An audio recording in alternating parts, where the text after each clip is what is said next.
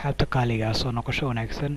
Casharkan wuxuu xigaa ama ku xiga casharkeennii hore aan ku faahfaahinay Binance wuxuu ahaa iyo waxa uu gundhiga Binance wuxuu u qabto iyo qaabka looga faa'iideysto iyo waxyaalaha dhex maray goorta la aasaasay dhammaan waxaan jeclahay inaad waxa weeye aad ka faa'iideen.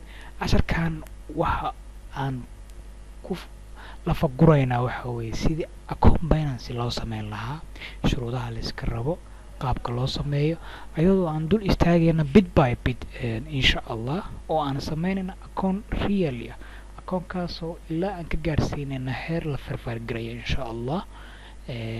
waxaana jeclahay inay ila socotaan. aad baad u mahadsantihiin. kusoo dhawaada marka xagaag. hadda waxaan booqanay oo soo galnay binance.com oo pagekoodii baan caadi usoo galnay. kadib waxaan ku dhufanaynaa calaamadan jaalaha oo register ah. markaan ku dhufano waan yara sugaynaa. kadib automatically wuxuu kuu soo qabanaya waddanka aad joogtid, oo hadda anaga Soomaaliyaan joognaa. sida uu waxa uu inoo soo qabtay confirm baan dhahaynaa. kadib halkaas waxaan gelinaynaa email addresska aan rabno inaan sameyno iyo passwordkiisa. marka email addresskan hadda ku qoraynaa, waana iska hubinaynaa mar walba. fadlan email addresska waa meesha lagugu diri doono waxa weeye verification code-ka, marka waad inaad iska hubisaa.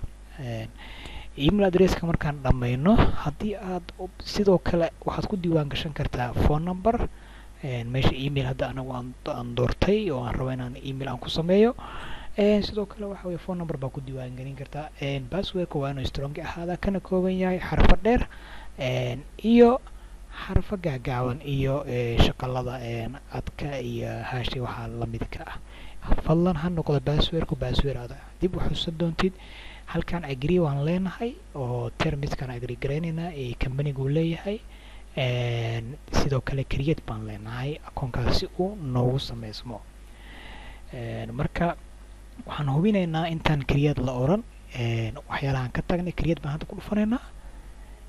waan yara sugaynaa marka inta uu kasoo kacayo. create markaan ku dhufano waan yara sugaynaa. wuxuu noo soo dhigayaa meeshaan security verification-ka. calaamadaas waan soo jeedanaa, waan isdhexgelinaa calaamadeeda kale. kadib automatic ahaan wuxuuna geenayaa page-kii uu noogu soo diray verification email-kii, koodhkii uu noo soo diray buu leegeliya. marka koodhkii baan dib u gelinaynaa annagoo aan dib u booqan doona gmail-kii aan ku sameynay ee Binance-ga. waana kusoo laabanaynaa markaan koodhka soo gelino. okay, hadda waxaan gelinaynaa email verification code-kii uu noogu soo diray gmail-ka.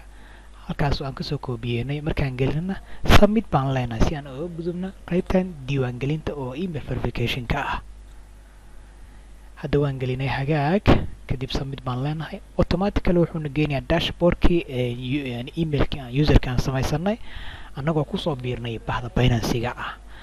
hawl ma dhawo, laakiin option-kii ama qaybtii koowaad ee email si laisku diiwaangeliyo Binance-ga aan soo sameynay annagoo inoo harsantahay inaan verify gareyno, inaan security-ka adkeyno, inaan waxa weeye suuqaqii booqano iyo qaabka loogu trade gareyn lahaa wax oo dhan aan eegno. halkan aad aragtaan waa dashboard-kii.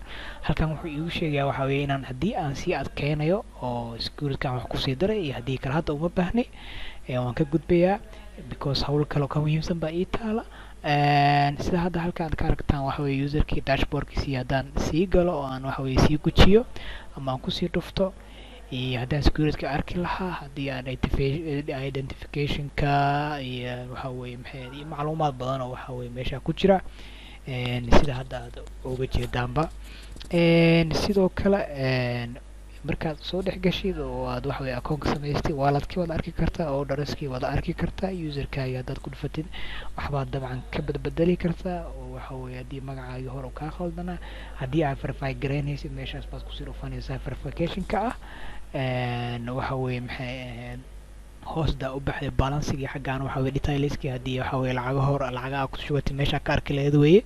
sidoo kale waxa weeye wallet directkii waa aragtaan, activity kala duwanaa deviceski iyo wixii oo dhan. haddii aad waxa weeye akoonkaaga security-kiisa aad keenayso hoos bay nooga muuqataa oo waxa weeye halkaas aad waxa weeye aad ka arkaysaa. meeshan hadda aad ku jirno waa dashboard-kii. runtii waxaa ku kooban tahay xog muhiim ah oo lasoo koobay.